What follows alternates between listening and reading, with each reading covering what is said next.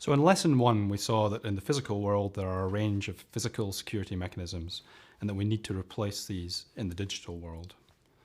So in lesson 2, we're going to consider cryptography as a toolkit of tools, of mechanisms that can provide different types of security in the digital world. And we're going to look at some of these tools. At the end of this lesson, you will be able to discuss some of the core security services that are provided using cryptography. And you'll be able to name several cryptographic mechanisms that provide these services. Now, it's important to recognize that cryptography is not going to provide a one-to-one replacement of security mechanisms in the physical world, but it is going to try and replace the things that are missing in this digital world. And the first, and again, most obvious property we want to consider about information in the digital world is secrecy. The need to make sure that only designated recipients can learn the contents of information.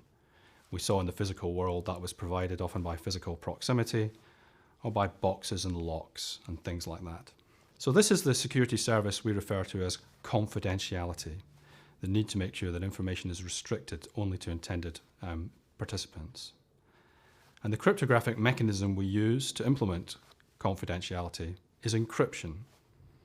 And we have a range of tools for providing that: stream ciphers, block ciphers, public key encryption. They all fall under the heading encryption.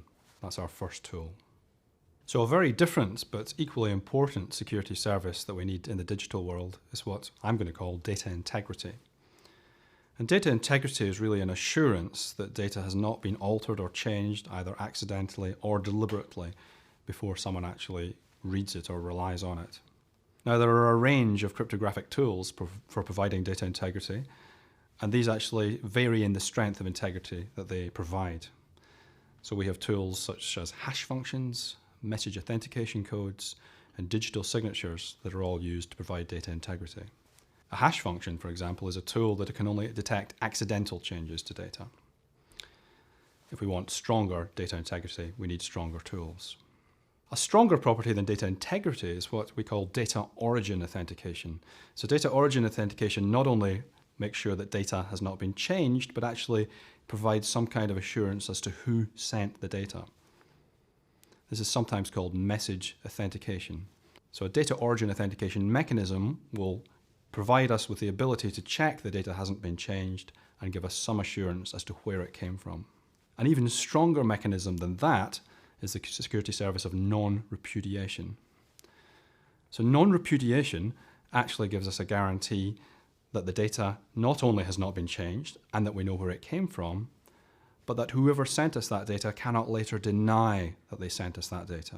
Now, if you think about it, a handwritten signature in some sense is an analogue of this. It's something we present in court as a sort of on a contract to suggest that data must have come from somebody because they signed the document. But if you think about that handwritten signature, it's somewhat easy to modify a contract after somebody has signed it. And this shows us that these cryptographic tools we're building can actually be stronger than this, because a digital signature, which we use for non-repudiation, will also give us assurance that data has not been altered in any way, because the signature will be different on a different kind of document. So data integrity, data origin authentication, and non-repudiation are all important tools that help us detect whether information has altered.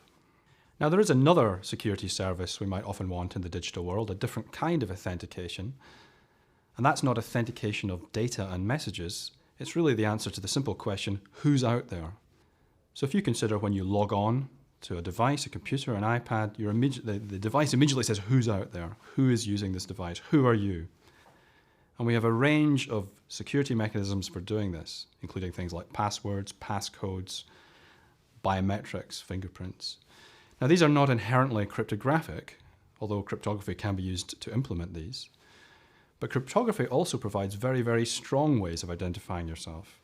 So, for example, in online banking, people often use tokens to present themselves to the bank and give some information across to the banking server. And these are relying inherently on a type of cryptography. And we call this service entity authentication, because you're trying to authenticate an entity, a thing, different to the message authentication we talked about earlier. So cryptography is a toolkit. It's a toolkit of different mechanisms. And we've talked about the main security services that cryptography provides: confidentiality, data integrity, data origin authentication, non-repudiation, and entity authentication. In fact, cryptography provides many more services than these, but these are amongst the most important.